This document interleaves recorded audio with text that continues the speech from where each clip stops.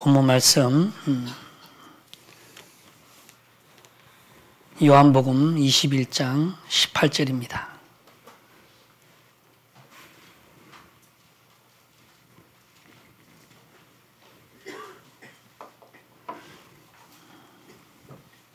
찾으신 줄 알고 제가 18절만 읽겠습니다. 내가 진실로 내게 이르노니 젊어서는 내가 스스로 띠뛰고 원하는 곳으로 다녔거니와 늙어서는 내 팔을 벌리리니 남이 내게 띠띠우고 원치 아니하는 곳으로 데려가리라.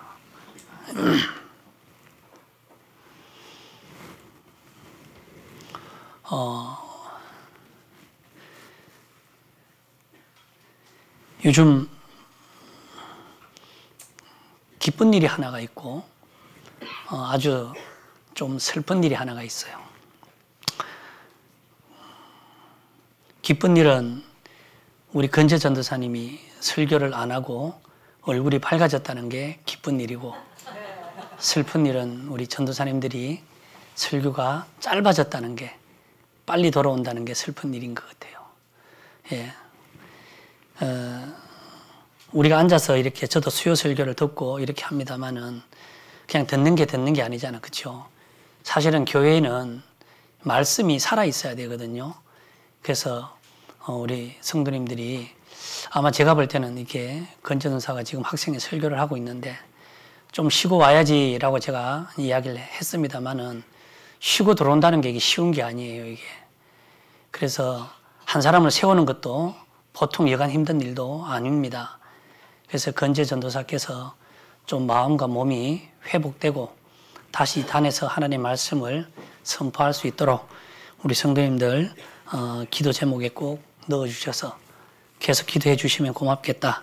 그 말씀을 드리고 설교를 시작하려고 합니다. 오늘은 이 견인이라는 말에 대해서 설교를 좀 할까 합니다. 주보에 있던 것처럼 남이 내게 띠띠우고 견인이라는 말인데요. 이 본문에서는 딱 두 가지를 이야기하고 있어요. 그러니까 내가 스스로 띠를 띠고 가는 것과 남이 나를 띠로 묶어서 끌고 가는 것, 이 두 가지를 이야기하고 있습니다. 이 설교에 대해서는 지금까지 수없이 많은 이야기들을 우리가 해왔어요. 그래서 오늘은 제가 지난번에 약속했던 것처럼 이 세 번째를 이야기를 꼭 하고 가야겠다, 그런 생각이 들어지더라고요. 내가 의지할 것이 남아있는 한 누군가에 의해서 끌려가지는 않습니다. 내가 힘이 없고, 사람을 구해주는 원리도 마찬가지잖아요. 힘이 없고 빠질 때 그 사람의 손을 잡아서 이끌어주고 끌어가는 것이잖아요. 신구약을 이게 우리가 확인을 다 해봐도 자신의 의로움을 가지고, 자신의 어떤 능력이나 이런 걸 가지고 하나님께 나아가는 사람은 단 한 사람도 없어요. 있을 수가 없는 거죠.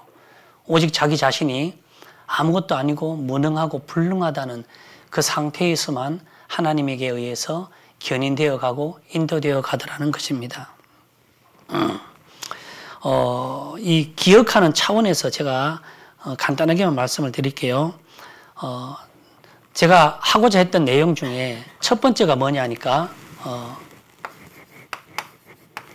굴복입니다. 굴복과 복종입니다.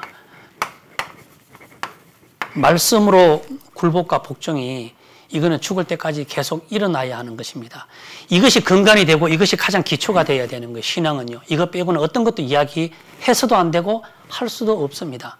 Always, 날마다 우리의 목숨이 다하고 끝나는 그 순간까지 우리는 모든 것이 어디로 연결되냐? 바로 이 말씀으로만 연결되는 것입니다. 내일도 오늘도 1시간 후에도 어떤 것도 계속 우리의 생각과 마음과 뜻과 이런 것들이 말씀에 의해서 복종되고 굴복되어 가는 그것이 우리의 신앙이다. 이렇게 보시면 100% 정답입니다. 이것이 날마다 일어나야 되고, 이러한 일들이 계속 거듭적으로 일어나고 나면은 그 다음에 뭐가 일어난다 그랬어요? 그 다음에는 통제가 일어나는 것입니다.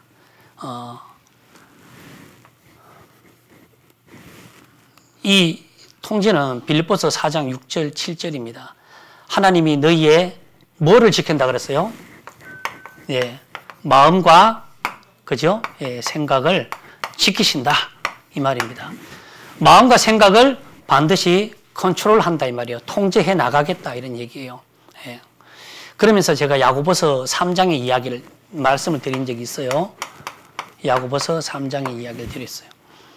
우리는 실수하는 일들이 참 많습니다. 어디에서요? 말에 대해서 말입니다. 사람이 말에 대해서 실수하지 않는다면 그 사람은 아마 완벽한 사람이 아니겠습니까? 라고 비유를 들면서 이렇게 말을 했어요.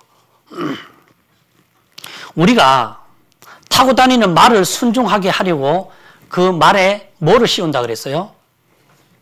예. 말 아가리에다가 가느스름한 쇠를 끼워서 이 재갈을 물리는 것입니다. 재갈을 물리는 것은 고통스러운 것이죠. 말이 자유롭지 못하다는 것입니다. 주인이 아가리에다가 가느다란 이 쇠를 재갈을 물리는 것은 말을 고통스럽게 하려는 게 아닙니다.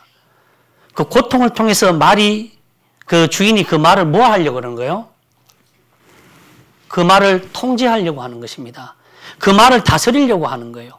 그 말을 내가 원하는 방향으로 끌고 가겠다고 그렇게 하기 위해서 재갈을 물리는 것입니다. 하나님의 말씀이 우리를 굴복과 복종을 통해서 계속 어떤 환경을 주시는 거잖아요. 환경요. 그죠? 어떤 상황을 만들어 주시는 거잖아요. 어떤 일, 조건, 여러 가지 일들을 통해 가지고 우리 인생의 삶에 있어서 말의 아가리에 재갈을 물리듯이 우리 인생의 삶에 이러한 것들을 계속 지속적으로 넣어주셔서 하나님 우리를 통제해 나가겠다는 겁니다. 왜? 잘 안 따라오니까. 자기가 원하는 방향으로 가기가 참 어려우니까 그렇게 해서 우리를 통제하겠다는 이야기입니다. 이 통제는 한 번의 통제가 아니라 계속적인 통제가 일어나고 있는 것입니다. 그 통제 다음으로 오는 게 뭐라고요? 예, 바로 견인입니다. 예.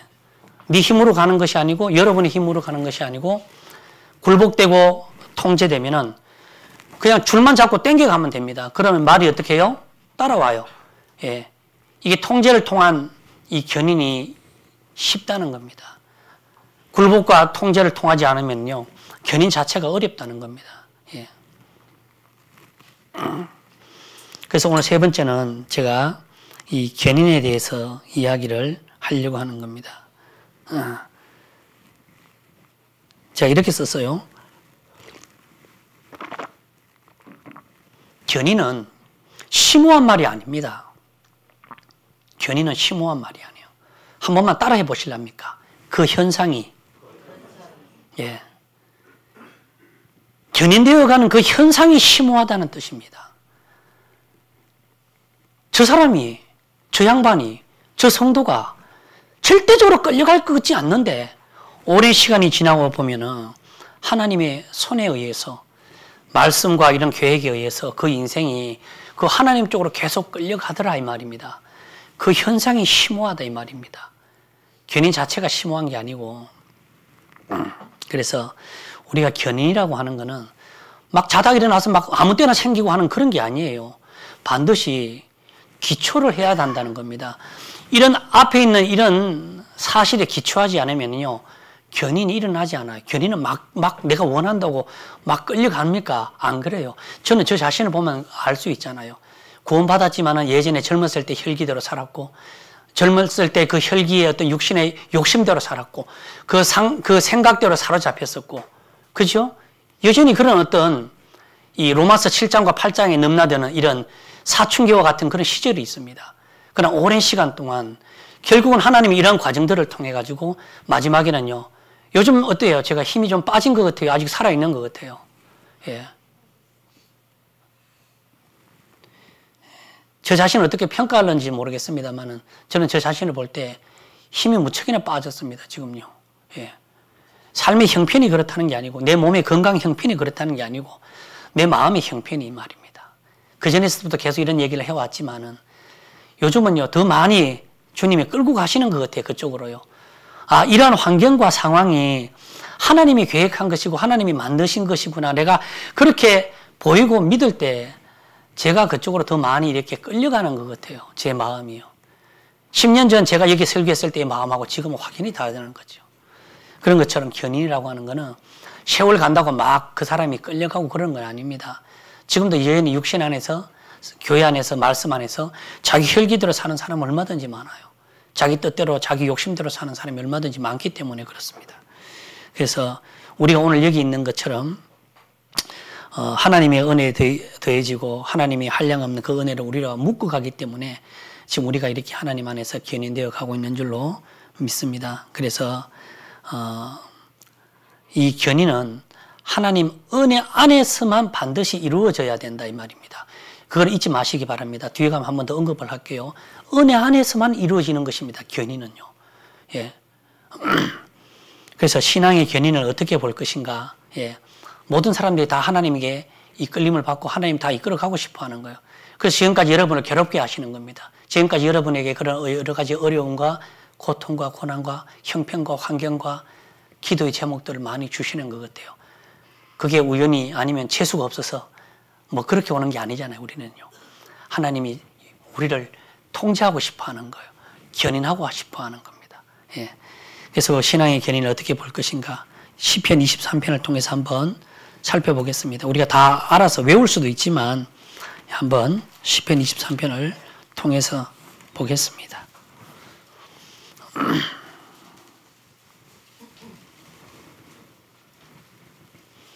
1절 여호와는 나의 목자시니 내가 부족함이 없으리로다. 그가 나를 푸른 초장에 누이시며 쉴만한 물가로 인도하시는도다.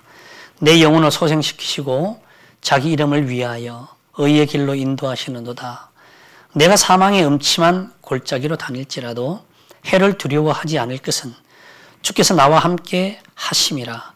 주의 지팡이와 막대기가 나를 안위하시나이다. 다 읽을 거는 아니고요. 예. 우리 교회에 비치되어 있어요. 이 필립 켈러라는 사람이 양과 목자라는 책을 썼는데 그 양과 목자라는 책을 읽어보면은 양이 가지고 있는 여러 가지 특성이 있어요. 여기에 시편 23편에는 이 양을 다윗 자신으로 표현했고 목자를 하나님 그리스도로 표현했죠. 우리 다 알잖아요. 그렇죠? 그래서 우리는 양이라 이 말입니다. 근데 양의 특징이 여러 가지가 있어요. 이제 그 특징 중에 어떤 것들이 있냐면은 양은 이 시력이 나쁘다고 합니다. 그래서 눈앞에 아른거리는 거 있고 움직이는 거 있으면은 그것을 쫓아서 이렇게 따라간다는 말입니다. 그래서 시력이 너무 나쁜 탓에 방향 감각도 없어서 이게 낭떠러지인지 숲인지 모르고도 계속 그쪽으로 이렇게 또 들어간다고 합니다. 양은요. 양은 또 잘 넘어진대요. 다리도 짧고 견고하지 못해서 잘 넘어져서 이런 늑대에게 먹잇감이 되고 또 양은 한번 이렇게 넘어지면은 거북이처럼 이렇게 뒤로 벌러덩 자빠져 가지고 이게 버둥거려서 혼자 힘으로는 일어서기가 어려운 짐승이래요. 그래서 목자가 와서 그 양을 이렇게 세워줘야 된다고 그렇게 말합니다. 또는 양이 분별력이 떨어진단 말입니다. 그래서 늑대들이 그걸 잘 알고 골짜기로 이렇게 몰아서 양들을 잡아먹는다고 합니다. 양은 또 굉장히 이기적이고 고집스러운 동물이래요. 새끼 양이 자기 새끼 양이 아니지만은 배가 고파서 젖동량을 하려고 그러면은 그 양들은 매정하게 그걸 뿌리치고 자기 먹을 것을 찾아서 유유히 이렇게 떠난다고 합니다. 마지막으로 이 양은 이 죽을 때가 되면 온순해진다고 합니다. 돼지나 염소들은 죽을 때가 되면 오히려 발악을 하지만은 양은 그 모든 죽음을 체념하고 받아들이는 듯한 그런 동물이라고 합니다. 그래서 우리가 다 양 같아서 각기 다 제 길로 갔다라는 그런 말이 거기에 걸맞는 것 같습니다. 그런 중에 양이 제일 잘하는 게 있답니다. 유일하게 다 나쁜 건데 제일 잘하는 게 뭐가 있냐면은 양은 귀가 발달이 되어 있대요. 귀가 발달이 되어 있어서 그 주인이 부르는 음성만큼은 기가 막히게 알아듣고 이동을 한답니다. 그래서 양은 그의 음성을 듣나니 그가 각기 자기 양의 이름을 불러서 인도한다라는 그런 성경 말씀도 있지 않습니까? 그래서 양은 그러한 짐승이래요. 그래서 이 양의 특성을 고려해서 이 양의 어떤 이것들 7가지를 정리해 보면은 양이 이 사망의 음침한 골짜기로 다니는 것은 굉장히 위험하고 불안전한 일입니다. 뿐만 아니라 자기 꼴을 위해서 또 자기 어떤 그런 길을 위해서 양이 이렇게 다닐지라도 시편에서 이 다윗은 그런 이야기를 하죠. 그래서 아무리 그런 해로운 것들이 자기를 덮칠지라도 두려워하지 않는 것은 주님이 나와 함께 하십니다. 이 말이에요. 주의 막대기가 나를 지키시고 보호하시기 때문이다 라고 다윗은 그렇게 간증하고 있습니다. 왜냐하면 계속 해로운 것들로부터 자기를 지켜나가고 보호해 주기 때문이다 이렇게 이야기하고 있습니다. 우리가 찬송가 잘 아는 것처럼 높은 산이 거친 들이 초막이나 궁궐이나 내 주 예수 모신 곳이 어디네요? 그 어디나 하늘나라. 우리 잘 아는 것처럼 시편 23편을 기록한 이 다윗의 있는 곳은 궁궐도 아니고 아주 호화스러운 곳도 아니고 완전히 안전한 곳도 아닙니다. 지금 여러분이 계시는 삶의 터전이고 제가 살아가고 있는 이 삶의 터전입니다. 가장 척박하고 가장 힘들고 가장 어려움이 항상 이렇게 있는 그런 곳입니다. 그런데도 불구하고 다윗의 이러한 고백은 어디에 근거하느냐? 여호와는 나의 목자시니. 자기 마음에 그분이 나의 목자구나라는 것을 다윗은 지금 형편이 사막이잖아요. 여러 가지 이리와 짐승들로 해로운 짐승도 있고 밤에는 춥고 물 한 모금 제대로 마시지 못하는 이런 상황인데 그런 상황은 실제 상황이에요. 이 가상이 아니라 우리가 겪고 있는 것처럼. 그런데 실제 다윗의 마음은 여호와는 나의 목자시니라고 딱 바뀌어 있는 상태잖아요. 거기에 근거한단 말입니다. 목자는 양을 지키는 사람입니다. 우리가 우리의 인생을 지키고 우리가 인생을 책임지고 내가 내 아들을 지키고 내가 내 가정을 지키고 내가 우리 집을 지키는 것이 아니라 목자가 이 모든 것들을 지켜나가는 것입니다. 그래서 다윗은 여호와는 나의 목자라는 것이 자기 마음에 너무나 확연하게 이걸 믿고 있다는 겁니다. 그래서 우리를 물가로 풀밭으로 인도한다 이 말입니다. 견인한다. 내가 원하는 풀밭과 물가는 아니잖아요. 하나님이 원하는 물가와 풀밭이죠. 어디요? 척박한 사막이지 않습니까? 그렇게 하는 것은요. 그를 통제하고 그를 견인하기 위해서입니다. 왜? 처음부터 좋은 집에다 갖다 놓고 할 수 있어요. 그러나 하나님은요. 다윗의 육체가 어떻게 됐든지 간에 관심은 없는 겁니다. 다윗의 육체가 아니라 육체 속에 있는 그 마음에 하나님과 딱 연결되길 원하고 그 마음이 오직 뭐만 빌립보서 4장에 오직 주만 하나님 한 분이면 되겠다는 그 마음을 끌어내려고 하는 겁니다. 그 상태로 딱 만들어버리니까 오히려 주변의 환경은 아무것도 문제가 안 되어버리는 거잖아요. 지금 여러분의 삶처럼 말입니다. 여러분의 삶에 어려움이 있어요. 문제가 됩니까? 문제가 되지 않습니다. 그 문제가 되는 것은 세상 사람들이나 하는 것이죠. 우리에게는 어울리지 않습니다. 아무리 우리에게 힘든 병이 있고 시련이 있고 아픔이 있고 너무나 눌리는 삶이 있어도요. 내가 내 하나님과의 관계에 있어서 전혀 문제가 되지 않아요. 그 문제가 나를 하나님께 떨어뜨리거나 하나님에게서 뒤로 물러가 측면에 빠지거나 하지는 않는단 말입니다. 오히려 그분이 나의 목자라는 사실들이 더 분명해지니까 말입니다. 그래서 하나님은 다윗이 주님 한 분만 바라보는 그런 심령의 상태로 그 사막에서 그 이야기를 그 고백을 듣고 있는 거지 않습니까? 그래서 여러분이 여러분의 삶을 볼 때는 보면은 하나님 여러분을 참 위태롭게 이렇게 견인해 가는 것 같습니까? 그렇지는 않죠. 실제 삶은 참 위태롭습니다. 어렵고 힘들고 이럽니다. 그러나 위태롭지 않습니다. 하나님은 그 모든 것들을 다 아시니까 말입니다. 그래서 때로는 지팡이도 되지만은 때로는 위험한 것들이 나타나면 막대기로 그것들을 제압하셔서 우리를 가장 안전한 길로 가장 거룩한 길로 우리를 견인해 가고 있다는 겁니다. 이 모든 것이 자기 이름을 위해서 의의 길로 우리를 끌고 가고 있어요. 견인해 가고 있습니다. 여러분의 힘으로 따라가는 것이 아닙니다. 따라가면 지칩니다. 힘 빼세요. 내 의로, 내 힘으로, 내 막 결심으로 갈 수 있어요. 그러나 가다가 중간에 포기됩니다. 그러나 힘을 빼고 있으면은요, 그냥 끌고 가더라고요. 어떤 상황 속에서도 끌고 가고, 어떤 형편 속에서도 끌고 가고, 하나님은요.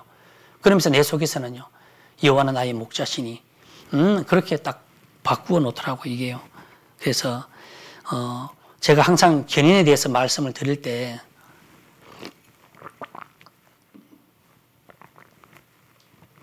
자동차 비유를 많이 들잖아요. 자동차 고장나면 레카차 안 부르잖아, 그죠? 예. 가다가 안 되면 이제 그때 레카차 부르잖아요. 수양관에서 오는데 차 시동이 안 걸려. 이게 시동이 안 걸리는 거예요. 리모컨도 안 되는 거예요. 그래서 거기서 한 30분을 했어요, 그때요. 예선은 왜 안 걸리냐, 이렇게 얘기하는 거예요. 그런데 새 차인데 왜 안 걸리지? 이렇게 얘기했어요. 그 30분 후에 안 돼서 결국 레카차 불렀어요. 레카차 부르니까 와가지고 배터리가 다 됐다 그러더라고요. 근데 배터리 쓴 일이 없는데 아마, 이거 차문을 열어놓은 것 같아요, 이게. 그래서 그랬는지 이게 안 되더라고요. 그런데 그 레카차를 부르니까 마음이 편하더라고요. 아저씨가 곧 30분 안에 온다는데 계속 편하게 있었어요. 예. 레카차 오길 때까지는 진짜 되게 막 이게 해볼 때까지 다 해봐도 안 되거든요. 근데 레카차 오니까요. 레카차 올 때까지도 뭐 이게 아무것도 할 수 없잖아. 그죠? 예. 와서도 할 수 없는 거예요. 근데 오니까 진짜 모든 걸 맡길 수 있어서 너무나 편하더라고요, 이게요. 자동차 원리 항상 비유를 같이 말씀을 드렸잖아요. 그 힘으로 갈 때는요, 조금씩 갑니다. 예. 결심도 해보고, 뭐 결심 안 해본 사람 있어요? 이건 안 할 거야, 이건 해볼 거야, 이건 할 거야. 다 결심합니다. 이건 해보지만은 이게 어려워요, 이게 결심이라는 게. 도중에 포기되고 무너지는 게 결심인 거예요. 그러다가 진짜 이게 주님께 맡기고 내려놓을 때는요, 참 편하더라는 겁니다. 주님이 그때부터 알아서 끌고 가더라는 거예요, 내 마음에요. 그렇다고 시련을 안 준다는 말이 아닙니다. 그렇다고 어려움과 고통과 형편과 환경과 일들을 안 준다는 말이 아닙니다. 여전히 그것은 그에 맞게끔 걸맞게끔 주신다는 겁니다. 그러나 내 마음은 여전히 그것을 받아들일 평안한 마음이 생기더라는 겁니다. 그래서 자동차 비유를 항상 말씀드렸는데 제가 이렇게 설명했어요. 그거 오해 없기 바랍니다. 자동차가 완전히 고장나야 레카 부르는 것은 맞습니다. 그렇다고 우리 인생이 한번 내가 내 힘으로 이 차를 어떻게 움직일 수 없구나 라는 것이 마음이 한번 깨달아져야 돼요. 한번 와야 돼. 마음이 이해가 돼야 돼. 안 그러면 또 하고 반복적이단 말입니다. 한번 내 마음에 안 되겠다라는 것이 딱 느껴지면은 그냥 편안하게 레카차 기다리는 것처럼 그런 시기가 한 번은 와야 된다는 겁니다. 하지만 이것은 엄연히 비유입니다. 비유예요. 딱 자동차처럼 내가 안 되겠구나라고 하면은 그때부터 하나님 나를 견인해 가는 것은 아닙니다. 예를 들면 내 혈기로도 살 수 있어요. 내 의지, 내 힘과 노력으로도 살 수 있지만은 우리가 베드로를 보면 알 수 있어요. 베드로가 디베레 바닷가에서 바로 남이 내게 띠띠우고 원치 않는 길로 간다 이렇게 했을 때 이걸 자동차 비유에 들면 곤란해요. 예, 왜냐하면은 그때부터 하나님이 베드로를 견인해 갔구나. 아닙니다. 베드로를 보면은요, 자기 혈기도 있고 고집도 있고 자기 육신의 삶처럼 막 그렇게 살았을 때도 있어요. 그러나 언제요? 디베라 바닷가 생각나시죠? 예. 그물을 막 밤새 던졌는데 고기가 안 잡혔어.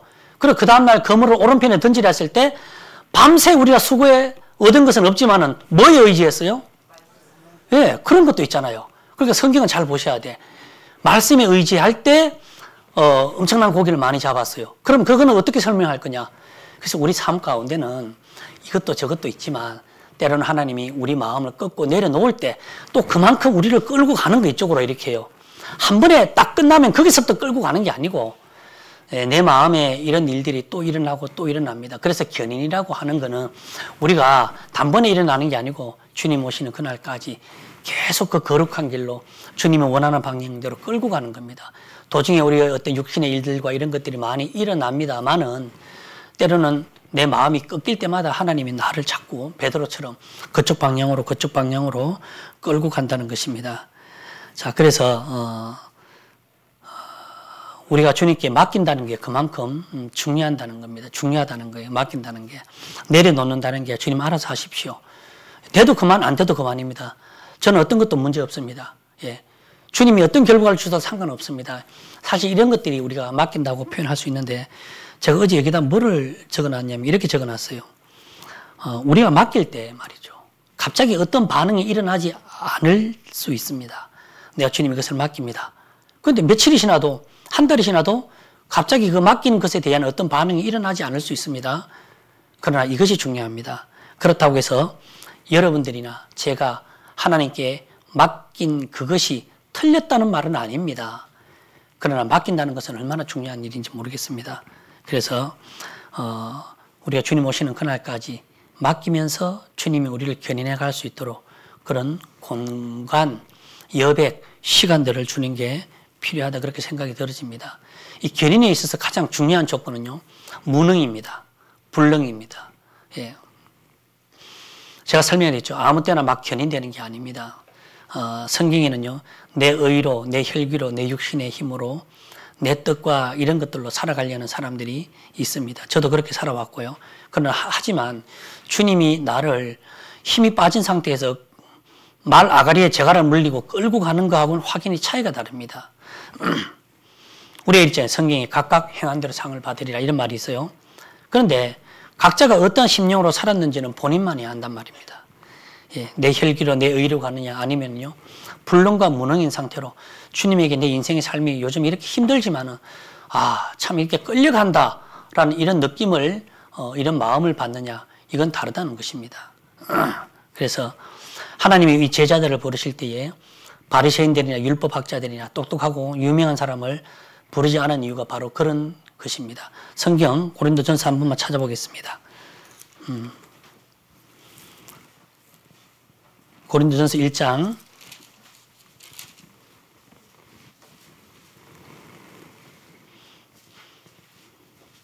26절입니다.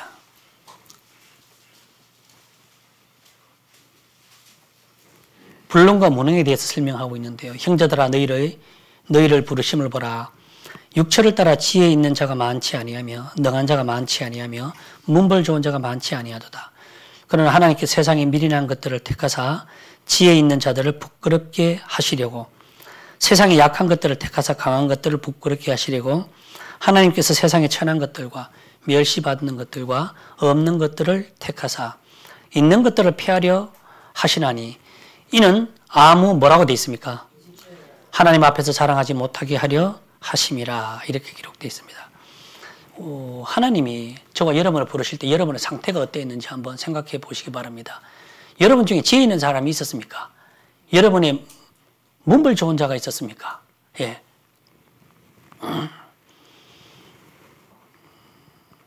하나님은 우리가 영향력이 있거나 이럴 때 우리를 부른 게 아닙니다. 제자들을 부른 것도 아니고.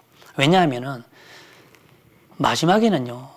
그 성도들이 그 육체로 자랑하지 못하게 하기 위해서 처음부터 우리를 이런 불능인 상태예요. 무능인 상태의 사람을 불렀다는 겁니다. 똑똑한 사람을 부른 것이 아니라 하나님이 그래서 그 사람들을 그 원리 안에 넣으시고 그 원리인 상태로 견인해 가시려고 하는 겁니다. 그러니까요. 신앙을 살다 보면 어때요? 불능이에요? 무능이에요? 아니에요. 점점 똑똑해지죠. 점점 끌려가지 않으려고 하는 것입니다. 자기 마음을 점점 내려놓지 않으려고 하는 것입니다. 점점 더 강해지는 것입니다. 힘이 더 강해지는 것이죠. 끌고 가려는데 잘 안 끌려가는 겁니다. 이게요. 신앙을 살다 보니까 그런 일들이 일어나더라고요. 진짜요. 하나님은 그 사람을 계속 끌고 가려고 하는데 그래서 하나님은 그 사람을 불능인 상태로 무능인 상태로 계속적으로 통제를 해나가고 있습니다. 예. 아가리에 재갈을 물리고 또 하나님은 우리를 계속 견인해 가려고 어떤 상황과 형편과 환경들을 만들어 주시는 겁니다. 우리를 괴롭게 하려는 게 아닙니다. 예. 어리석고 보잘것없고 비천한 저와 여러분을 선택하셨습니다. 처음부터 우리를 부르시면 각자의 능력대로 우리를 따라오라는 것이 아니고 무능한 상태로 우리를 데려가겠다는 것입니다. 예. 견인이라고 하는 것에 가장 중요한 요건 중에 하나죠. 불능과 무능이라는 거 하는 것입니다. 근데 여기서 뭘 좀 안다, 뭘 좀 할 줄 안다, 내 뜻과 내 혈기가 나온다 이러면 참 이게 어려워요. 달려가기가. 안 가려고 막 뻐덩거리는 거 이게요. 당나귀처럼요. 계속 이렇게. 예. 그러나 하나님은 그럴 때마다 포기하지 않으시죠. 포기하지 않고 그 사람을 잘 다루어 간다는 것입니다. 살아있는 농어, 저는 진짜 농어를 본 적이 없어요. 근데 텔레비에 보면 이렇게 나오잖아요. 큰 살아있는 농어 한 마리를 회를 뜨려는데 이게 막 도마에 의해서 막 춤을 추고 난리를 치는 거예요. 그러면 주방장은 어떻게 해요? 나는 어떻게 할 줄 모르지만 주방장은 이 농어를 잘 다룬다는 말입니다. 농어를 회를 떠야 되는데 어떻게 회를 떠요? 살아있어서 어렵죠. 그러면요. 전기로 찢어요? 아니죠. 예. 칼등으로 대구박을 세게 내리칩니다. 예. 칼등으로 이 대구박을 세게 딱 내리치면 농어 어떻게 돼요? 예, 기절하죠. 그러면은 회뜨기가 쉽다는 겁니다. 견인도 내가 나를 볼 때 막 내 혈기나 육신의 성품이나 이런 것들 있죠. 예, 이런 것들이 너무 강할 때는요, 이 회뜨기가 어려워요. 끌고 가기 너무 어려운 겁니다. 그러면요, 목자는요, 그냥 가만히 있어요? 아니요. 칼등으로 대구박을 세게 내리치는 겁니다. 이렇게 힘 빠지도록요. 특별히 저는 더 많이 맞은 것 같아요. 예, 갈멜산에서 고랑을 파고 거기다 물을 찌끄려 갖고 하나님 나를 너무 힘들게 하시는데 점점 힘들게 하시는 것 같아요.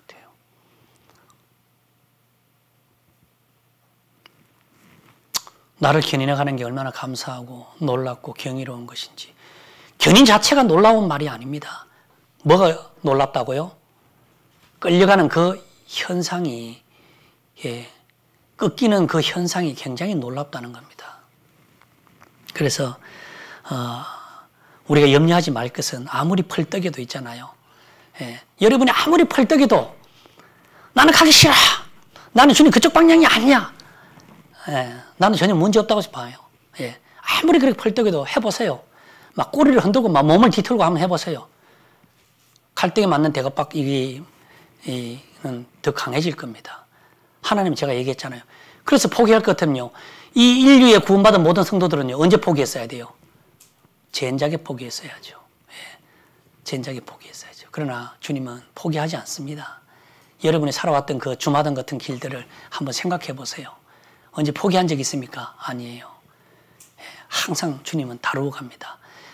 이쪽 거 갖고 와. 이쪽으로 때려보자. 이쪽도 갖고 와. 이쪽으로 때려보자. 농부는 그 타작 방법을 잘 알기 때문입니다. 자, 이사야서 우리 잘 아는 말씀 28장 한번 보겠습니다. 예. 견인은 그렇게 쉽게 이루어지는 게 아닙니다. 이사야서 28장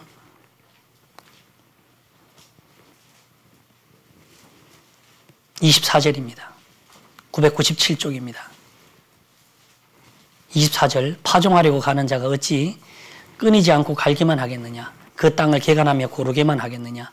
지면을 이미 평평히 하였으며 소회향을 뿌리며 대회향을 뿌리며 소맥을 줄줄이 심으며 대맥을 정한 곳에 심으며 귀리를 그 가에 심지 않겠느냐. 이는 그의 하나님이 그에게 적당한 방법으로 보이사 가르치셨음이며 소회향은 도리깨로 떨지 아니하며 대회향은 수레바퀴로 굴리지 아니하고 소회향은 작대기로 떨고 대회향은 막대기로 떨며 곡식은 부수는가? 아니라 늘 떨기만 하지 아니하고 그것에 수레바퀴를 굴리고 그것을 말굽으로 밟게 할지라도 부수지는 아니하나니 이는 만군의 여호와께로서 난 것이라. 그의 모력은 기묘하며 지혜는 뭐라고요? 네가 이 방법을 아냐 이 말이에요. 욥에게 그랬죠. 욥아, 너 허리를 묶고 내가 지금부터 내게 묻는 말을 대답해라 이 말이에요. 예. 내가 이 지구의 땅을 기초를 세울 때 네가 어디 있었냐 이렇게 똑같은 겁니다. 여러분이 그 방법을 아냐 이 말입니다. 이 농부의 방법을 아냐. 내가 그렇게 가르친 방법을. 아무리 어떤 곡식이라 할지라도 떠는 방법이 있다 이 말입니다. 소유양은 작대기로 때리는 게 아니고 막대기로 때리는 게 아니고 작대기로 때린다 이 말이에요. 콩은 작대기로 때리는 게 아니고 도르깨로 때린다 이 말입니다. 그 중에 안 까지는 거 어떻게 해요? 걱정하지 마. 그거는 말박으로 깔 거야 하고 말박으로 막 지나가게 하죠. 그러면 깨지면 어떡합니까? 안 깨져. 절대로 안 깨져. 예. 절대로 안 깨지는 건 또 마차로 깔 거니까 걱정하지 마. 그걸 여러분이 아냐 이 말입니다. 예. 내 강함, 내 의지, 내 혈기가 있을 때는요, 하나님이 견인하기 어려워요. 농어처럼요. 근데 농부는요, 잘 알더란 말입니다. 파상되고 있는 나의 이 육신의 껍질, 형편, 환경이 중요한 게 아닙니다. 반드시 어떠한 일이 생기더라도 그 껍질을 벗겨내겠다는 것입니다. 예. 열매를 위해서 막대기만 번갈아 갈 뿐입니다. 걱정하지 마세요. 하나님은요. 내가 얘기했죠. 이 사람이 파상이 안 돼. 이 사람이 견인이 잘 안 돼. 주님은 그러면 우리를 포기한 적이 있어요? 없어요? 포기 안 합니다. 죽을 때까지 포기 안 해요. 다만 뭐만 바꿀 뿐입니까? 막대기만 바꿀 뿐입니다. 잘게 때리다가 크게 때리다가 안 될 것 같아? 마차를 갖고 와라. 죽 까버리죠, 마차로. 근데 절대로 안 까지는 건 또 마차에 더 잘 까져요. 근데 알곡이 다치냐? 안 다쳐. 그 알곡이 탁 튀어나와. 알곡이 튀어나오면서 뭐라고 얘기해요? 여호와는 나의 목자시니. 이렇게 이야기합니다. 그가 나를 푸른 초장에 뭐라고요? 누이시며. 기껏 까고 나니까 그런 소리를 해. 이게 하나님이 듣고 싶은 이야기라. 예. 그 상황에서 듣고 싶은 이야기야. 내가 그 상황을 널 어렵게 하려고? 아니요. 다윗에게 얘기했죠. 난 널 궁에도 데리고 있을 수 있어. 그러나 내가 널 거기 넣은 이유는 어떤 환경도 너를 넘어지게 할 수 없다는 거. 그 주체의 근원이 바로 나라는 거. 나 하나만으로 네가 충만하길 원하는 거. 이게 내가 너를 끌고 가고 싶은 방법이야. 저번에 얘기했죠. 이거 다음에 마지막 설교할 게 뭐라고요? 예. 그래서 이런 말이 있어요. 기록은 기억을 지배한다. 그래서 뭘 해라? 예, 기록해라. 이런 얘기예요. 다음 할 말이 뭐라고요? 책임이라는 얘기입니다. 다음번에 설교할 때 책임을 얘기할 겁니다. 예. 하나님이 우리 인생을 견인해 가지만은 그 마지막에는요, 우리 모든 인생들이 다 우리 생명들이 하나님 책임지고 있다는 그 사실. 그래서 어쨌든 간에,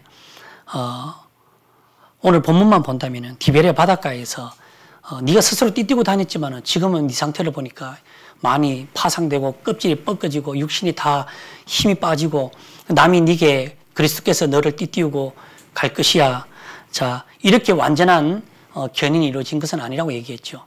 중간중간에 이 베드로가 하나님께 꺾여가는 그런 사실들, 그 사실이 있을 때마다 항상 견인되어 갔다는 것입니다. 그래서 주님 오실 때까지 견인은 일생에 걸쳐서 주님이 저와 여러분을 말씀으로 통제하고 말씀으로 굴복하고 끝까지 주님은 우리를 견인해 간다는 그 사실을 잊으시면 안 될 것 같습니다. 그래서 시간이 많이 갔지만 견인에 있어서 가장 중요한 이야기 딱 두 가지만 말씀을 드리렵니다. 사무엘상 6장을 한번 보겠습니다. 사무엘상 6장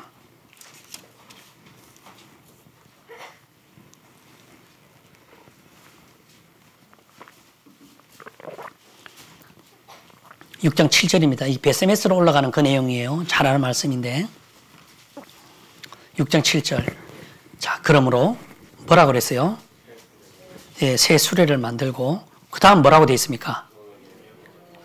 그렇죠. 멍에 매어 보지 아니하는 젖나는 소 둘을 끌어다가 수레를 소에 메우고 그 송아지들을 떼어 집으로 돌려보내고 12절 한번 읽어볼게요.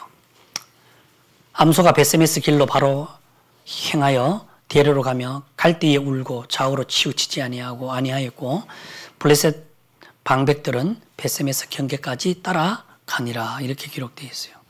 여러분, 오늘 이런 말이 있죠. 구간이 명관이다 이 말이에요. 고기도 먹어본 사람이 잘 먹는다 이런 말이 있어요. 그 말은 뭔 말이에요? 처음에는 어설퍼 하는 게 뭐 좀 시원찮아. 그건 자꾸 먹다 보면은요 고기도 잘 먹게 된다 이런 얘기예요. 예, 구간이 명관이다. 늙어서 아무것도 할 수 없는 것 같지만은요, 예, 실제 그 사람은 베테랑이다 이런 말이에요. 이게 처음에는 아무것도 할 수 없지만 시간이 지나면요 아주 노련하고 예, 아주 숙련된 그런 사람이 된다 이런 뜻입니다. 이제 그 이야기를 왜 했냐면은 여기 법궤를 베스메스로 올려 보내려고 수레 하나를 제작했어요. 우리 자동차 사면 자동차 길들이기 이런 거 있잖아요. 그런 것처럼 새수레는 굉장히 뻐걱거리고 힘들어요, 이게요. 어쨌든 간에 새수레를 하나 이렇게 만들었단 말입니다. 그런데 이 수레를요, 그 동네에 잘 짐을 나르고 있는 그런 소들을 부른 게 아니라 한 번도 등에 뭐를 메어보지 않는 소? 멍에를 메어보지 않는 젖나는 소 둘을 끌고 온 겁니다. 예, 구간이 명간이란 말이 있죠. 맨날 짐 끌고 잘 바가는 그런 소가 잘 끌겠어요? 뭐 얘들이 잘 끌겠어요? 물어보나 마나지요. 예, 막 어거지로 맞추는 게 아니고 원래 그렇잖아요. 예, 맨날 짐 나르는 소가 잘 끄는 겁니다, 원래요. 근데 하나님 왜 이런 소를 데리고 왔을까? 수레 하나를 만들어 놓고.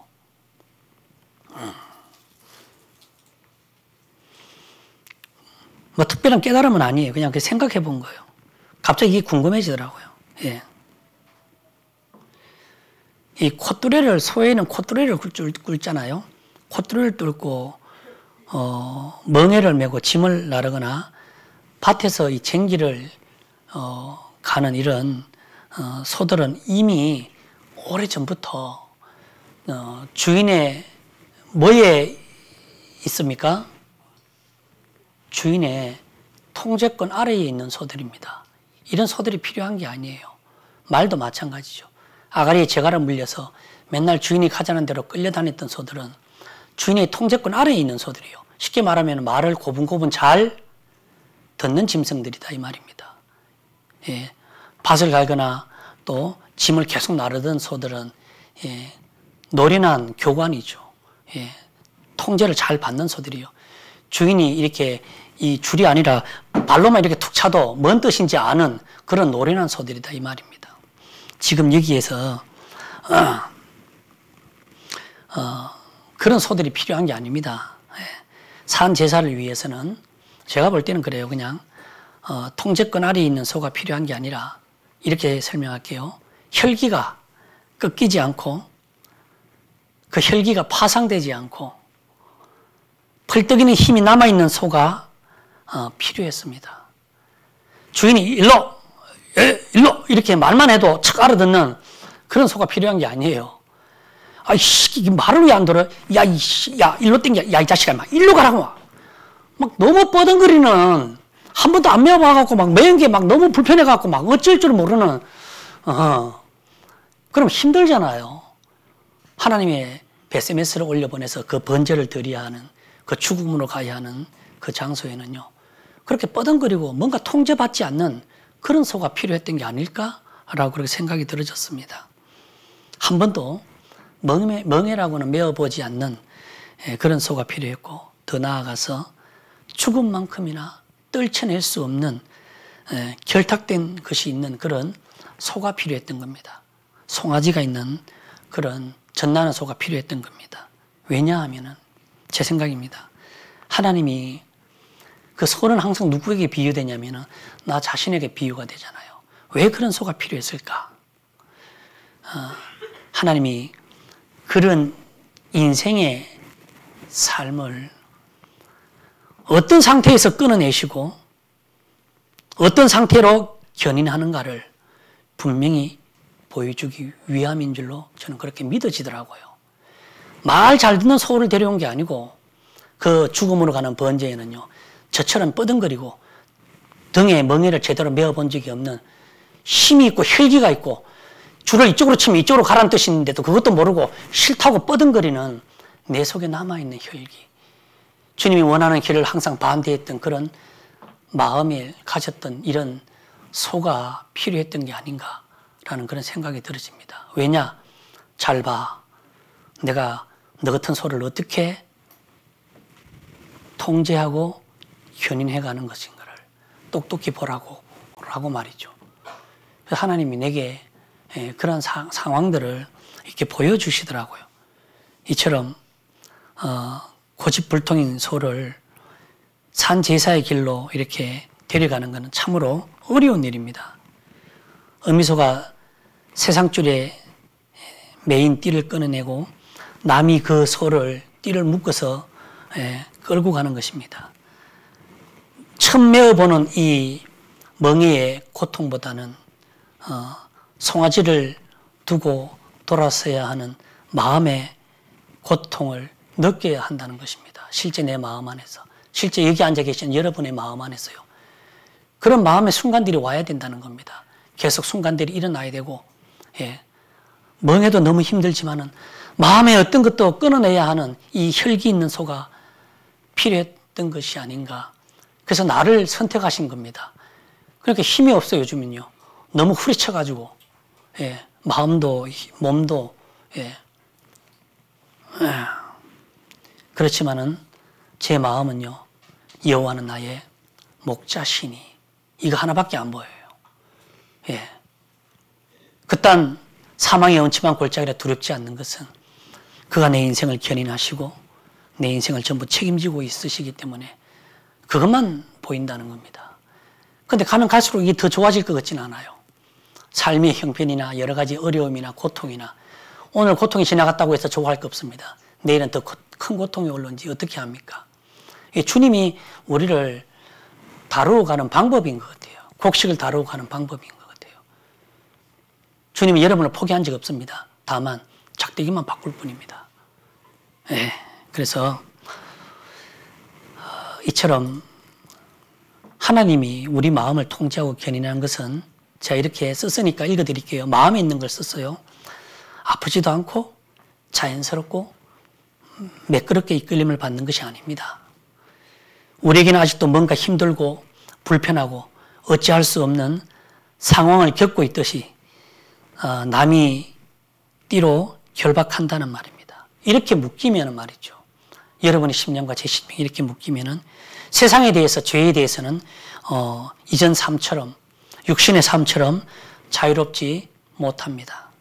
그래서 육신과 혈기 안에서 자유롭지 못하다는 것은요, 오히려 그리스도 안에서 뭐 하다는 것입니까? 더 자유롭다는 말입니다. 베스메스로 견인되어 가는 것보다 더 안전한 상태는 없습니다. 다윗이 사막에 있는 것보다 더 안전한 상태는 없습니다. 그 장소가 문제가 아니라, 그 베스메스로 올라가는 그것이 문제가 아니라, 그분이 나의 여호와이기 때문에 이보다 더 안전한 상태는 없다는 것입니다. 자, 룻기 하나 보겠습니다. 룻기 1장입니다.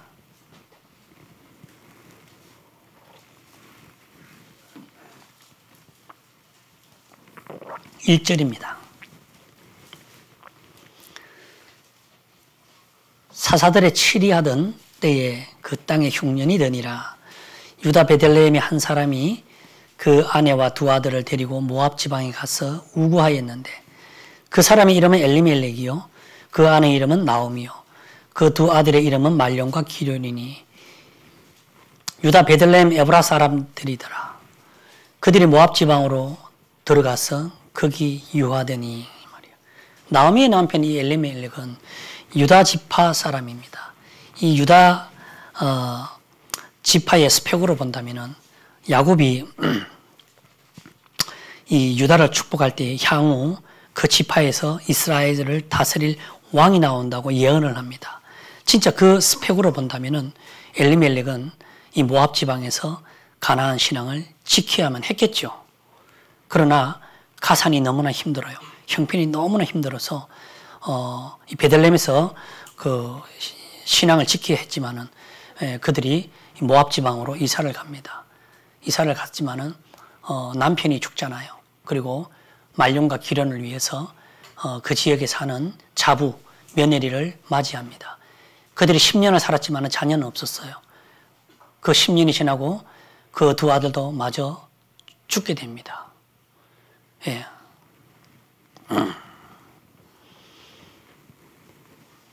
그래서 하나님이 베들레헴에 풍년을 주셨다는 그 소식을 듣고 그 두 자부에게 자기 고향으로 돌아가라 했습니다. 사실 이 나오미는 베들레헴에 돌아와도 남편이 죽었기 때문에 자기의 어떤 이 가업을 또 자기의 이 기업을 회복시켜줄 사람이 남아있지 않습니다. 그러니까 모든 것이 그냥 망했다고 보는 게 맞습니다. 그래서 나는 이제 베들레헴으로 돌아갈 거야. 며느리 둘, 너희는 너희 고향으로 이제 가라. 라고 했을 때 오르바는 잽싸게 자기 고향으로 돌아갑니다. 그러나 이 룻은 나는 시어머니 당신을 따라서 가겠습니다. 이렇게 이야기합니다. 거기 16절 한번 볼까요? 16절에 그렇게 되어 있어요. 룻이 가로되 나로 어머니를 떠나며 어머니를 따르지 말고 돌아가라. 강건하지 마옵소서. 어머니께서 가시는 곳에 나도 가고 어머니께서 유숙하시는 곳에서 나도 유숙하겠나이다. 어머니의 백성이 나의 백성이 되고 어머니의 하나님이 나의 하나님이 되시리니 이렇게 이야기를 합니다. 두 며느리를 보면서 우리는 한 가지를 배우게 됩니다. 10여 년 동안 이 어머니를 모시고 살았던 이 며느리에게서 뭐를 하나 배우냐 하니까 아까 제가 서두에 얘기했잖아요. 이런 걸 배우는 겁니다. 견인이란 말은 놀라운 게 아니에요. 견인이란 말은 신비로운 말이 아니에요. 뭐가 신비롭다고요? 절대적으로 끌려가지 않을 그 사람의 성품이 끌려가더라. 그 현상이 신비롭다는 말입니다.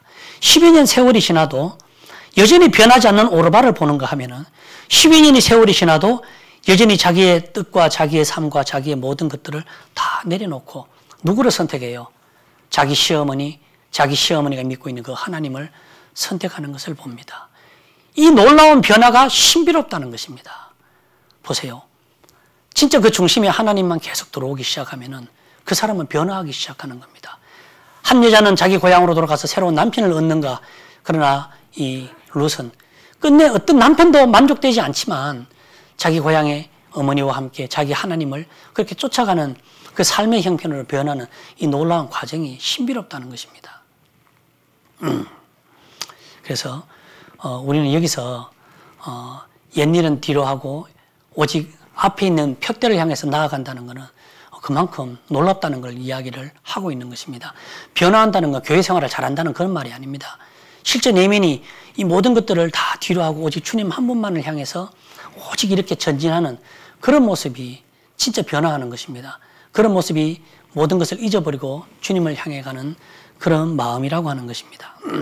그래서 그것만이 주님을 닮아가는 것입니다. 형상화되는 것입니다. 주님이 저번에 얘기했죠. 토기장의 집으로 내려갔는데 마음에 안 들어. 그래서 그 마음에 안 드는 도자기를 어떻게 했어요? 예, 부셔버렸죠. 그 다음에 그 부서진 걸 갈아갖고 다시 만들었어요. 왜? 자기가 원하는 모양대로. 그래서 제가 이번에 얘기했잖아요. 예. 하나님이 우리를 만들어가는 그 형상을 만들어가는 것은 굉장히 고통스럽다고요. 예. 그래서 우리 모두를 다 우리 마음의 상태, 몸의 상태가 아니라 몸은 내가 얘기했잖아요. 답 없다고요. 예. 처음부터 육체를 자랑하지 못하기 위해서 무능과 불능의 상태로 불렀다고요. 육체는 안 된다고 얘기했어요. 육체는 약간의 유익이 있다. 성경이에요. 분명히 얘기합니다. 약간의 유익은 여러 용도 안에서 약간의 유익을 얘기하는 거죠. 어쨌든 육체는 아무 유익이 없는 거예요. 사실은요. 자랑하시면 안 됩니다. 내가 뭘 했는데 뭘 어떻게 했는데 내 건강도 어떤 것도 다 자랑이 안 돼. 사실은요. 예. 오직 그 안에 있는 내면에 빚어지는 이거 빚어가는 그분만 자랑이 돼야 되는 거지. 이게요. 그래서 이 이 오르바와 룻을 통해서 우리는 그 한 가지를 알게 됩니다. 이 나오미가 이제 모든 것이 망해서 다시 이제 자기 고향 이제 베들레헴으로 올라옵니다. 그 나오미를 알아본 여자들이 이제 그렇게 이야기합니다. 20절. 나오미를 보고 이렇게 얘기하죠. 나오미가 그들에게 이르되 나를 나오미라 칭하지 말고 마라라 칭하라. 이는 전능자가 나를 심히 괴롭게 하셨음이니라.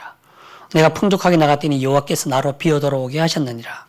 여호와께서 나를 징벌하셨고 전능자가 나를 괴롭게 하셨거늘 너희가 어찌 나를 나오미라 칭하느뇨 하니 이렇게 되어 있습니다.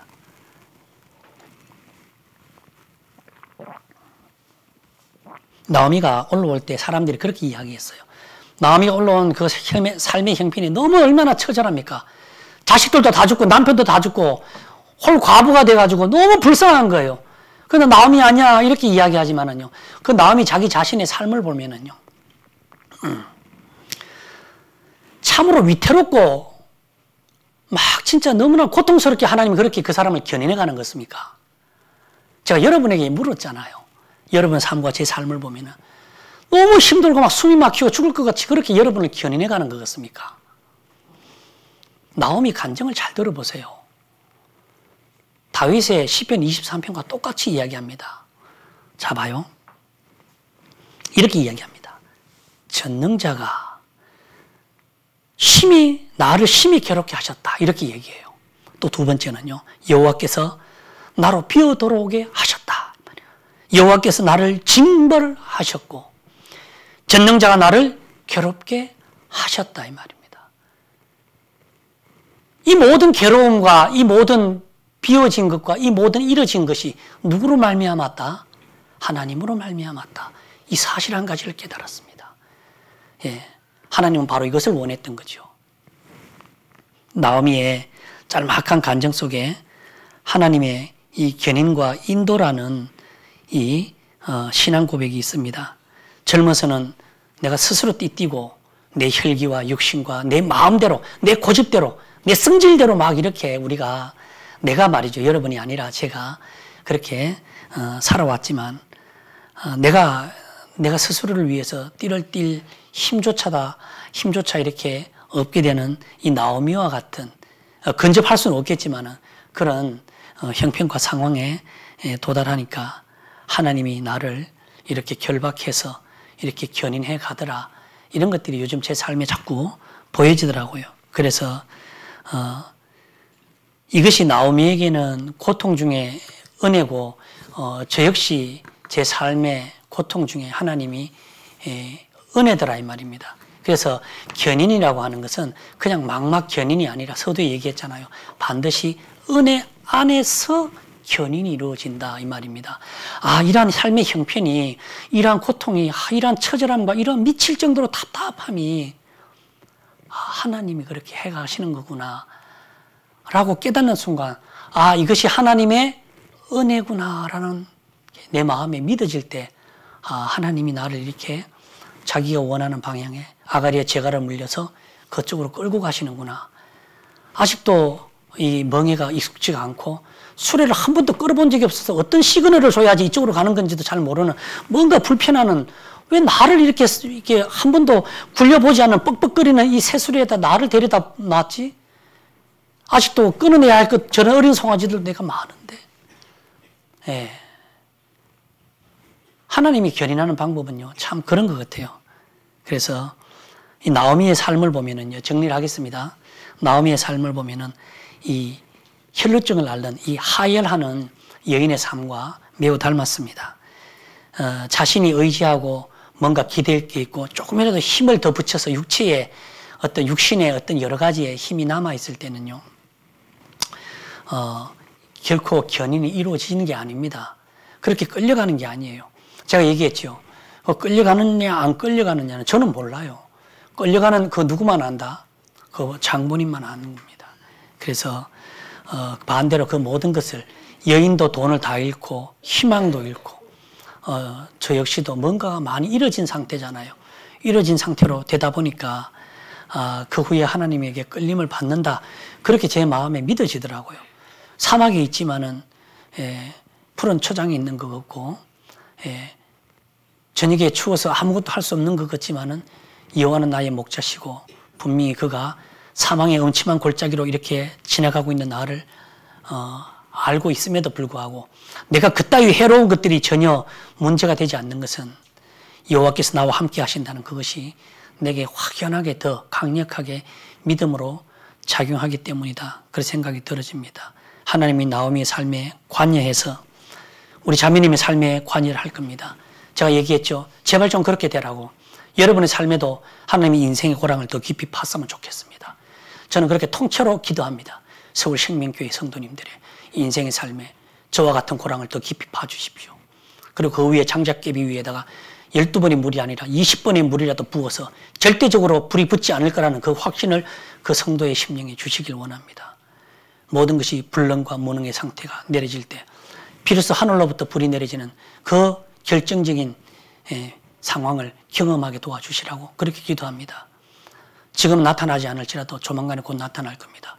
그럴 때에 우리는 한 가지를 보게 되죠. 여호와는 나의 목자시라는 사실. 그래서 나오미를 빈손으로 돌아오게 한 데는 다 이유가 있지 않겠습니까? 하나님이 우리 인생을 나오미의 삶과 같이 다루어 가는구나. 모압에서 자식도 끊어내고 남편도 끊어내고 두 손 두 발 다 들게 해놓고 우리를 견인해 가는구나 라는 생각이 들 때 하나님 진짜 감사합니다. 감사합니다. 내면의 변화, 이것이 신비롭고 감사합니다. 그래서 요거 하나는 읽어드릴게요. 자, 견인은 구속처럼 보이지만은 자유합니다. 견인은 묶여가지만 세상 죄에 대해서는 안전합니다. 견인은 안개 속에서 뭐를 찾는 게 아니라 고난의 새 수레를 끌고 가는 것입니다. 견인은 영구한 것이 아니라 날마다 내 육신의 혈기가 십자가에 못 박힐 때만 조금씩 그렇게 끌려가는 것입니다. 사랑하는 성도 여러분, 정리하겠습니다. 사망의 음침한 골짜기로 다니는 다윗처럼, 남이 내게 띠띠우는 베드로처럼, 불능과 이 무능의 상태로 불렀던 제자들처럼요, 벳세메스로 향하는 어미소처럼, 자, 모든 것을 잃은 나오미처럼 주님은 우리에게서 이런 상태로 계속 다루는 작대기만 바꾸고 갈 뿐입니다. 어쩌면 앞으로도 계속 이런 일들이 일어날 것입니다. 그래서 우리를 굴복시키시고 우리를 통제해 나갑니다. 말 아가리에다가 제갈을 물린 것처럼. 그리고 하나님 그 환경을 통해서 우리의 삶을 안전하게 견인하고 있습니다. 그리고 다음번에는 어떻게 우리 인생을 전체 통째로 책임지시는가를 말씀을 드릴까 합니다. 주님 오시는 그날까지 어떤 혈기도 남아있어서는 안 돼. 어떤 육체도 자랑하지 마세요. 예. 해보니까 아무 의미가 없더라고요. 육체는요. 예. 정말 건강하다 자부했잖아요. 그거 어때요? 몸에 쓰댕을 두개 넣었잖아, 이게. 예. 북한산 갈 때 진짜요. 막 그 높은 백운대 이런 데는 진짜 막 단번에 차고 올라가요. 예. 의상능선제 그 12고 되는 그게 4시간 반 걸리는 데는요. 거의 밥도 안 먹고 그냥 막 돌아다녔던 그런 적이 있어요. 심장이 나쁠 줄이야. 참. 혈기를 자랑한 적은 없습니다만은 그래도 사진을 보여주면서 이렇게 산도 댕기고 내 요즘 건강해 해봤지만은요. 다 우리 경험도 있으시잖아요. 그죠? 예. 혈기 자랑할 게 못 됩니다. 그 혈기는 육신도 있지만은 실제 내면에 어떤 육의 성품이 혈기도 있어요. 이런 것들은 불능과 무능에 가까워야지 하나님이 그 사람을 견인해 간다는 사실. 우리 주님 오시는 그날까지 모든 성도들의 삶이 불능, 무능 그리고 정말 할 수 없는 것처럼 이렇게 된 상태에서 오직 그 말이 주님에게 견인되어 가듯이 우리의 인생의 삶이 주님에게 완전히 견인되어 가기를 소망합니다. 예, 기도드리고 마치겠습니다.